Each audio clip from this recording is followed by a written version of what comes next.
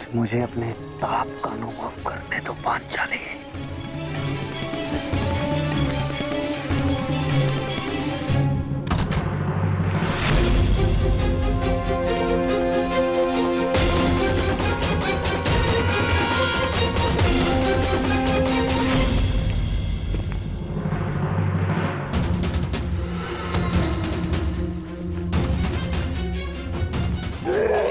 छोड़ेंगे नहीं। यही तो मेरी इच्छा है कि वो मुझ पर प्रहार करें और उनका यज्ञ भंग हो जाए।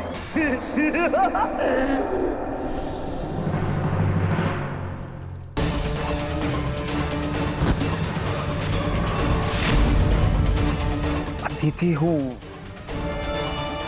सत्कार करो मेरा पंचाली।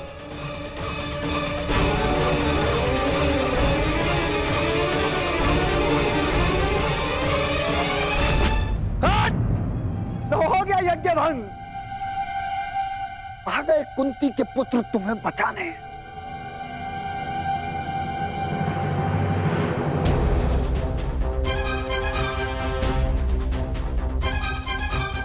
कुंती का पुत्र ना सही,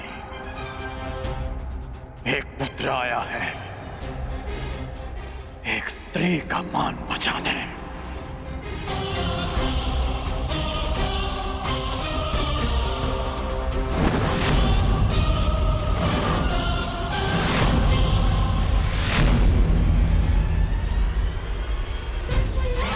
तुमने फिर से एक अतिथि की मर्यादा भंग की शिशुपाल। जब भी कोई शिशुपाल किसी स्त्री का मान भंग करेगा, ये कर्ण उसके मार्ग में बाधा बनेगा।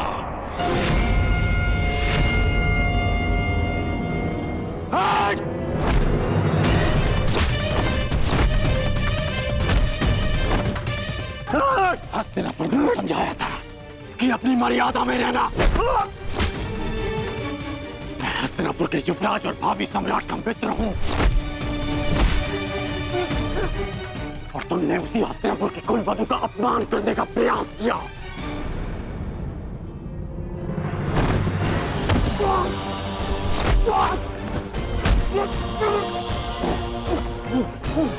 पांडव बंधन में हो सकते हैं, परंतु कर्ण इस समय किसी बंधन में नहीं।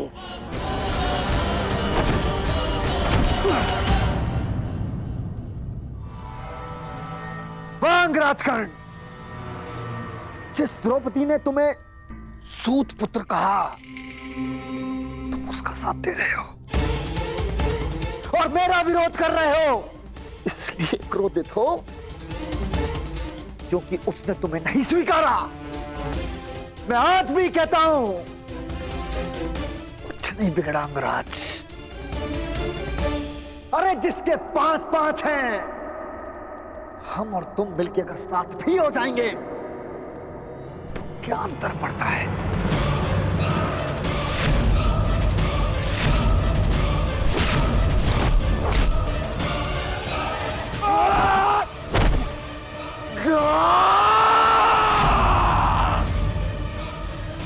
तुम जैसे कुबुद्धियों के लिए इस संसार में कोई स्थान नहीं।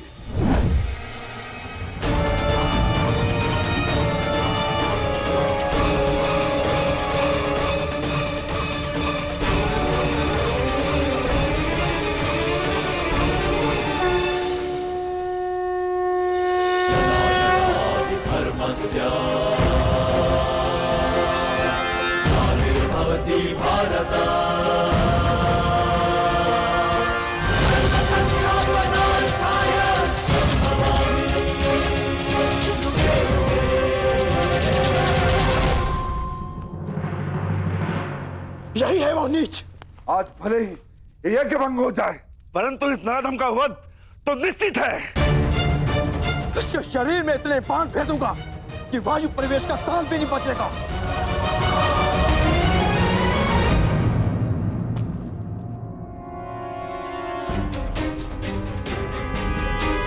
मेरे होने वाले सम्राट, ऐसा प्रतीत होता है कि हमारा प्रयोजन पूर्ण हो गया है। रुक जाओ अंगराज, शांत हो जाओ।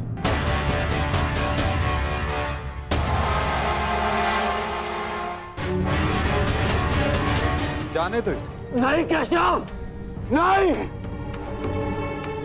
हम सब किसी प्रयोजन से जन्म लेते हैं और किसी ना किसी प्रयोजन के अंतर्गत मृत्यु भी होती है। और इस समय शिशुपाल के जन्म का प्रयोजन सिद्ध नहीं हुआ है अंगराज, ना ही उसके मृत्यु का।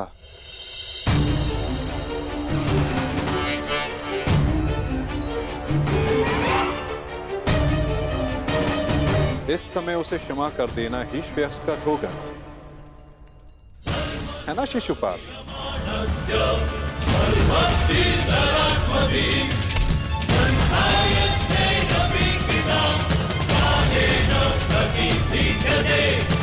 इसने हमारे सारे प्रयत्नों पर पानी फेर दिया। तुमने इसे अपना मित्र चुना है या नियति ने पांडवों का?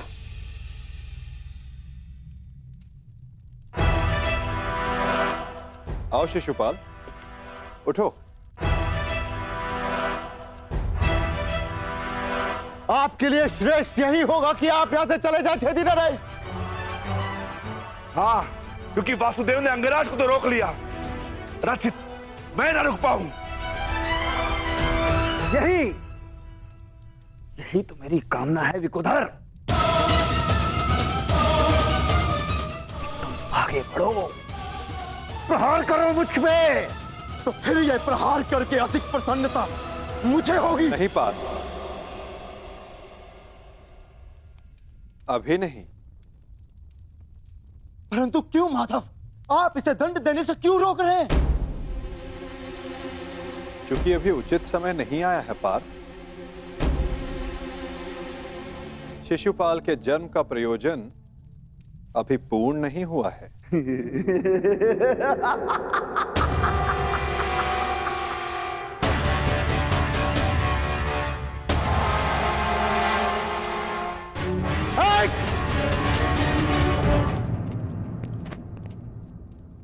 आओ युधिष्ठिर, यज्ञ प्रारंभ करते हैं।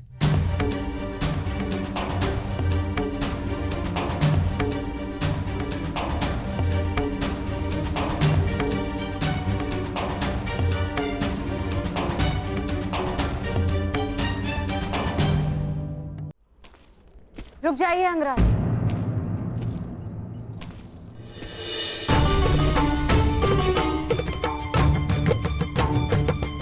एक प्रश्न है मन में। जिसका सम्मान न लिया, उसके मान के लिए द्वंद्व क्यों किया?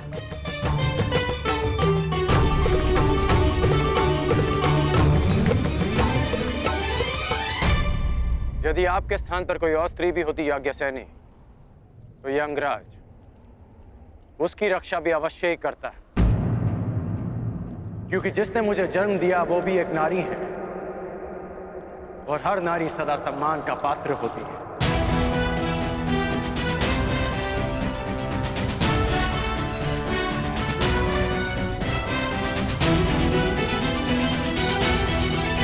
पुरुष का अपमान करने के पश्चात भी। क्षमा कीजिएगा अंगराज, स्वयंवर में जो कुछ भी घटित हुआ उसके लिए मैं आपसे क्षमा नहीं मांग पाई।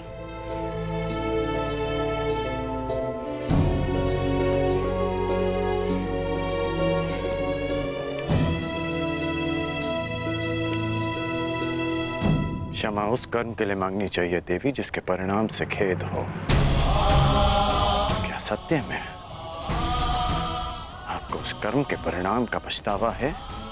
आपको लगता है मुझे खेद नहीं है? नहीं है, आपको खेद नहीं है।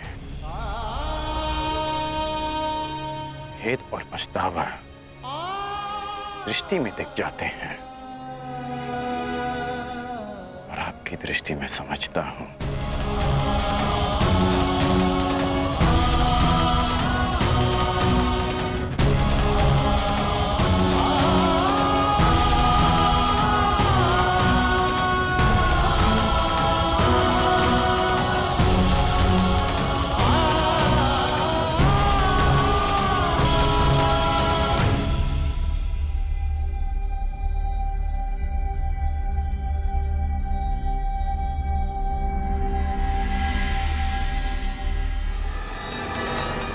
छेदी नरेश, आपको भी शीघ्र ही अवसर मिलेगा आपके अपमान का प्रतिशोध लेने का। हाँ?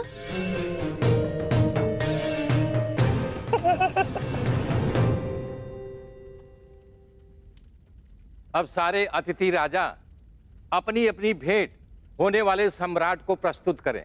देखते जाइए छेदी नरेश, हमने भी मनोरंजन का प्रबंध किया है।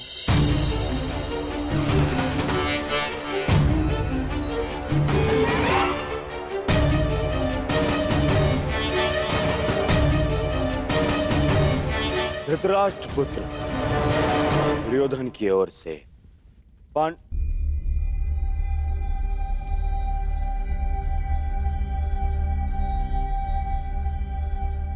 पांडुपुत्र नहीं,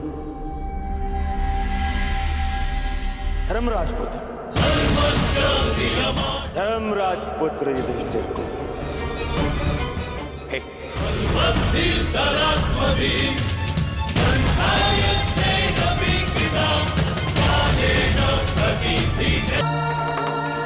धृतराष्ट्र पुत्र दुर्योधन की ओर से पांडुपुत्र नहीं, धर्मराजपुत्र युधिष्ठिर को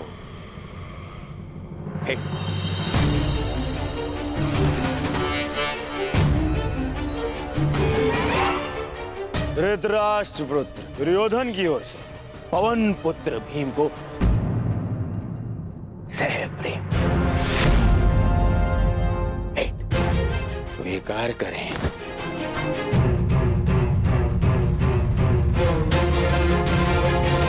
धनुर्धारी अर्जुन, इंद्र के पुत्र,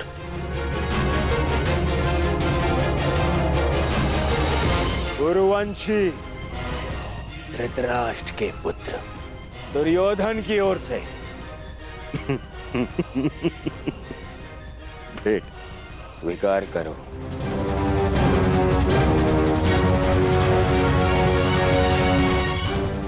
अश्विनी कुमार के पुत्रों को धृतराष्ट्र पुत्र दुर्योधन की ओर से भेंट।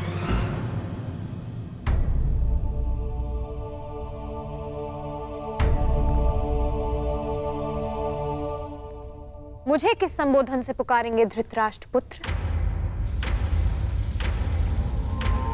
अब 5 पतियों की एक पत्नी को मैं क्या कह के पुकारूं?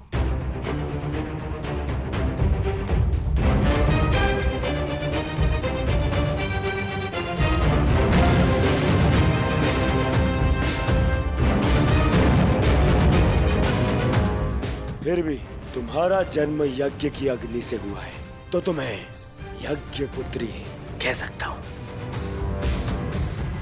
बात यदि उद्गम की है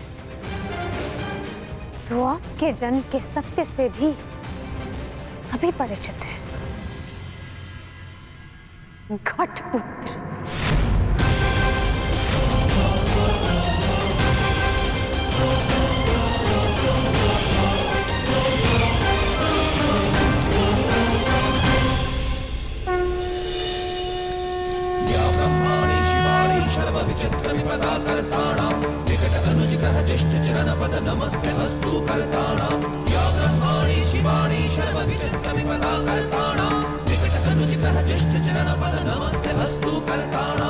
अब राजसूय यज्ञ संपन्न हुआ। अतिथियों के पूजा के बाद ही आप सम्राट सिद्ध होंगे। मैं अग्र पूजा के लिए उन्हें आमंत्रित करना चाहता हूं जो आर्य व्रत के सर्वश्रेष्ठ पुरुष हैं, जिनके कारण ये यज्ञ संपन्न हुआ है, और वो हैं वासुदेव कृष्ण।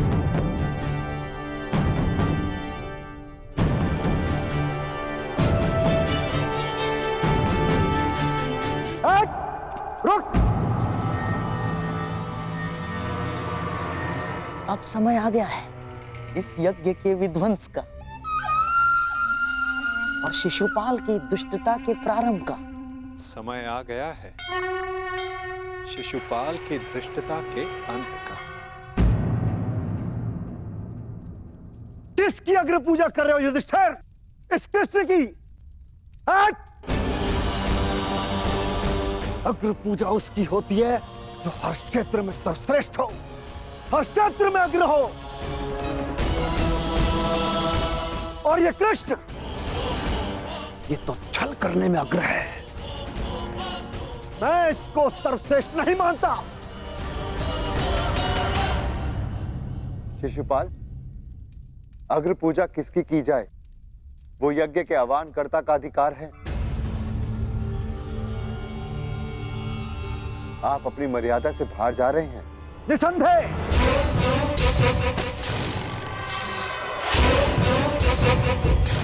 मर्यादा की बात मत करना युधिष्ठिर, क्योंकि मुझ में मर्यादा होने का दम है, तो मुझ में नहीं हो सकता युधिष्ठिर। और दम हो भी तो किस बात का? 5 पिताओं के पुत्र को कुल का दम हो भी नहीं सकता। सावधान शिशुपाल, चिल्ला मत भीम। इस बार चिल्लाने से कुछ नहीं होगा, सत्य ही कह रहा हूं। राजसूय यज्ञ कर लिया, परंतु सम्राट होने का गर्व कहां वर्णावत के भगोड़ों के पास? कहीं दान में मिले राज्य को पाकर शूर होने का भ्रम तो नहीं तुझे?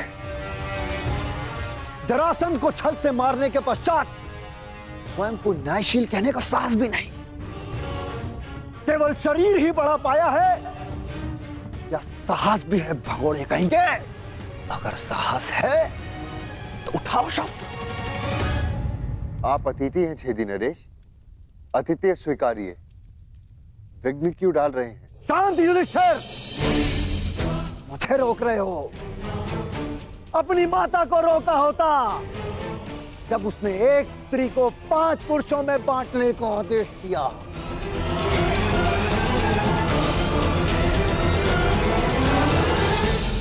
स्त्रियों का सम्मान करना सीखो शिशुपाल। ये मत भूलो कि तुम भी एक नारी की कोख से जन्मे हो। ये देखो, श्री कृष्ण वासुदेव बोले, तार का सबसे बड़ा पाखंडी, छली, कामी मुझे सिखाएगा कि किसका अपमान किया जाए, किसका सम्मान।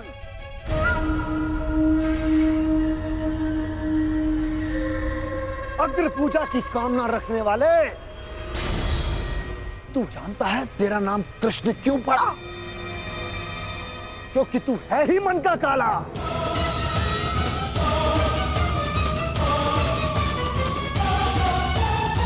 तेरे माता पिता ने तुझे जन्म देते ही इसलिए त्याग कर मथुरा से गोकुल पहुंचाया, क्योंकि तेरे पांव देखते ही भाप गए थे कि तू कुलनाशक सिद्ध होगा।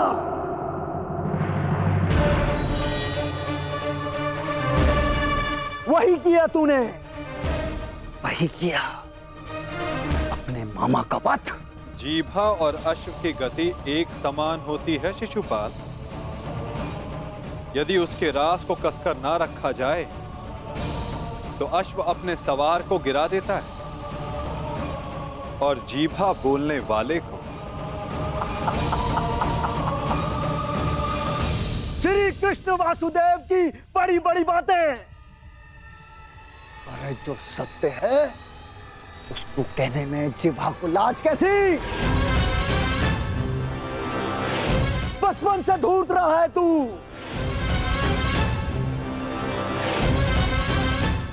सब जानते हैं माखन स्वयं चुराता और आरोप अपने मित्रों पर लगा देता। धूर्त मुझे कहता है कि जीवा पर रास कसूं। तुम्हें जो वृंदावन में रास रचाए वो संसार जानता है। कामी है तू, कामी। प्रेम का झांसा देकर जो स्त्रियों को ताड़ता रहा वो मुझे स्त्रियों का सम्मान करना सिखा रहा है। क्या क्या नहीं किया तूने? स्नान करती स्त्रियों के वस्त्र तूने चुराए। अरे गोकुल की विवाहित महिलाओं को मोहित करके उनका चरित्र पतन तूने किया।